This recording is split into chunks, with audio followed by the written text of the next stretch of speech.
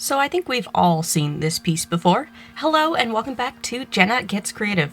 It's Art Addicts Alliance time again. It's the last time you'll be hearing about the Art Addicts Alliance until the new year because, wow, we're in the third Friday of December already. How did that happen? The Art Addicts Alliance prompts for this month were either to redraw a famous painting, and exactly how we interpret that was left up to us, or to do something to do with the deep sea. I actually asked in my previous video this week what you guys thought I would be doing, which of those prompts you thought I would pick, and everybody who responded says deep sea, so maybe that should be Tuesday's piece if none of my subscription boxes get here in time.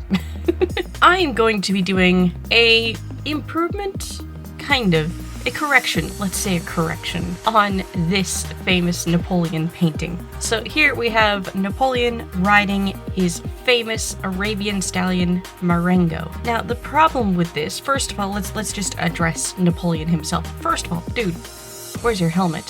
We need a helmet here. You gotta ride safely. Now, we also have the fact that he seems to be lifting his butt up out of the saddle, even though his heels aren't down, so he has no leverage whatsoever, so he's probably falling out of the saddle. So let's correct that. Dude, heels down.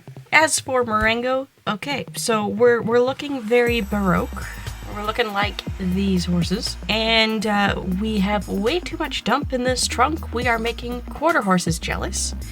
The problem is, this guy is a tiny little pony-sized Arabian stallion imported from Egypt. So let's make him look a little more like an Arabian. Today, I will be drawing basically this. I realize I forgot to put the rest of the cape on here. I realize his leg looks a bit messed up. I was just rotating the original painting, trying to get the pieces where they should be. I will be fixing that, but this is the idea. Marengo now looks like an Arabian. Napoleon has a helmet, and he actually has some leverage in the stirrups with his heels down that he could be lifting himself up with the motion of this rear and not falling out of the saddle. I am going to get busy and trace this onto my finished paper. I prepared this digitally on the computer, but I'd like to do a marker piece. I'm going to go a little bit simplified, a little bit more stylistic, and we are only drawing these two and either no background at all or a solid background because, yeah, I'm not doing a master study. I am doing this in one night. Voiceover Jenna with you in 3, 2, 1. Let's get the Art Addicts Alliance stuff out of the way first, shall we? If you're not familiar with the Art Addicts Alliance, we are a group of artists here on YouTube. We collaborate once a month. We suggest some themes to each other. We put them in a poll. We vote. The top two end up being what we are going to do that month on the third Friday of the month. Some of us hang around on the Discord for the rest of the month quite a bit, and then some people are only seen on the third Friday of the month, and that's just fine. If you would like to join us, you are welcome to. We do have some spots available. We take on featured monthly guests, and we also do have some permanent spots open. If you are interested in being a featured guest with us, that just means that you are a temporary member of the group for one given month. If you're interested in doing that, head on over to our Discord, linked in the description down below, and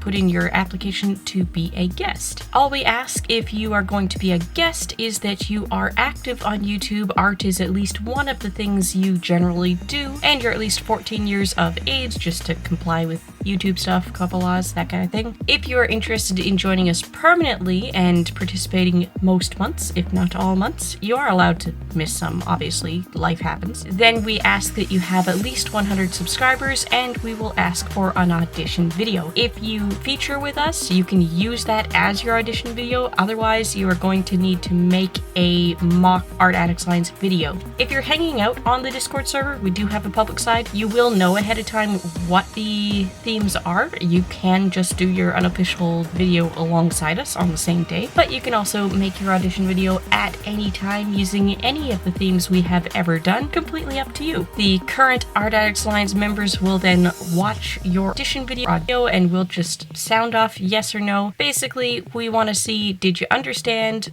the assignment? Do you understand what an Art Addicts Alliance video is? Are you active on YouTube? Do you do art primarily as at least one of your focuses? And whether or not you're doing anything problematic on your channel. Don't be shy about applying if you have a different skill level than anybody else in the team, or if you work in a drastically different style, or if you prefer a medium that most of us don't normally use. That is okay. We do want diversity in the group, so go ahead, don't let that stop you. Head on over to our Discord and apply. Do go check out the other members of the Art Addicts Alliance. We don't have a featured guest this month, but we do have several permanent members you can go check out. The other members of the Art Addicts Alliance are Jazz Capri, Weblight Dreams, Pan-Dimensional Space Zombie, All Funnies and Games, Aurora's Art World, Blue Flynn, The Artsy Pineapple, Enjoy Drawing with Mary, Dark Star Creations, Color Nix, Jude's Art Desk, and Fuzzy Dragons. And I would like to give a big warm welcome back to Weblight Dreams. She has come back to active, regular uploading here on YouTube. She did do last month's Art Addicts Alliance video quite late, but this month she's going to upload with us on time for the first time in most of the year. So welcome back, Weblight Dreams. We've missed you. If I am the last video you are checking out for the Art Addicts Alliance, thank you for sitting through everybody and coming here still. I am glad you like watching art videos. Tell me in the comments down below, what did everybody else do? Was it good? How many people redid famous paintings? How many people did deep sea? I don't even know yet. And if I'm not the last Art Addicts Alliance video you're watching today, do definitely go watch the other channels when this video is done. Before I talk about the piece that I have done, I would like to remind everybody that I am taking 2 weeks off over Christmas and New Year's, but it's not like a weekend to the weekend type full weeks. It's going to be messy. You're watching today's video. This is the second video of this week. Next week, there will be the first video slot of the week, either Tuesday or Wednesday, but there will be no video next Friday, December 24th. There will be no videos at all the following week, the last week of December. There will be no first slot video Tuesday or Wednesday in that first week of January. I will be back on Friday, January 7th. The reason for that is we are finally, after 2 years of not leaving the island, going to visit my family over Christmas. I am so excited. And given that I have to make the blog run itself for 2 weeks while we're gone, I have not had the time to pre-film videos for those 2 weeks. And I do normally take 2 weeks off around this time of year. I just normally push it a little bit later. Normally we're going on a skidoo trip up at the cabin over New Year's. This is how it's going this year. So, the piece. As I mentioned in the beginning, I did plan this out digitally on the computer. I brought out my screen tablet, I made a huge 10,000 by 10,000 pixel canvas, and I did a whole lot of the parts I wanted to keep from the original painting, and then a whole lot of changing the horse, a whole lot of changing Napoleon's leg pose, and putting a helmet on him instead of his big hat. It was interesting because, like, I don't have a working printer at the moment, so I had to email that file to my iPad, which is smaller than A5 paper size, and then blew it up and screenshotted quadrants to trace it back out in quadrants. It was entertaining.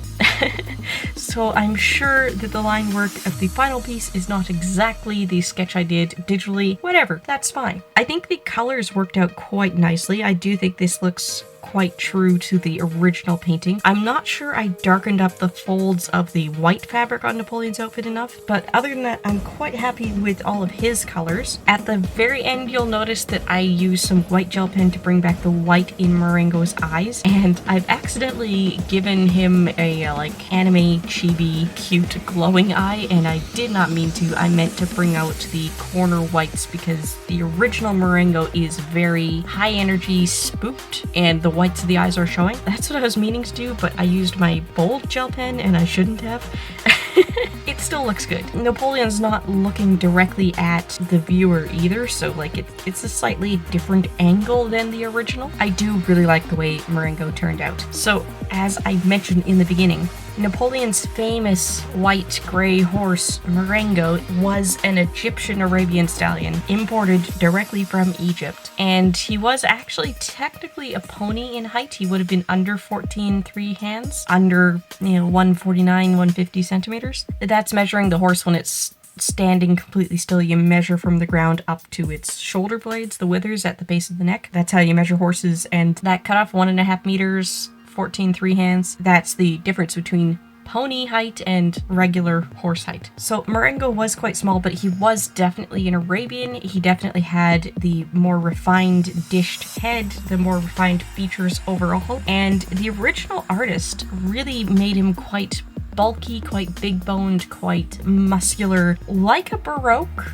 or possibly, since it's a pony, like something like a New Forest pony. I think the artist was going for more of a lot of horses in paintings in that time do look quite chunky and round and voluptuous, but there are other paintings from a similar era of Napoleon on this horse, and it's an Arabian. It's a slim, refined, beautiful Arabian. Not saying the Baroque look isn't beautiful, it is. It's beautiful for different reasons. But yeah, this famous painting, the horse does not look like its breed, so I decided to fix that. And yeah, the pose had to change because the way the horse was drawn, the way it was crouched down in that rearing pose, I don't think that was quite anatomically possible. And if the horse really was doing that, then he was being a shit rider. In terms of Napoleon's pose, I did keep his upper body as true as possible, but his leg I had to reposition because a war general and a king would know how to ride properly, and he would be keeping his heels down. And you can see that he's got his butt kind of raised up out of the saddle. He's kind of going with the motion of the horse rearing up so that he doesn't fall out. Another option would be to keep your butt seated and lean more forward, lean more into the horse's neck.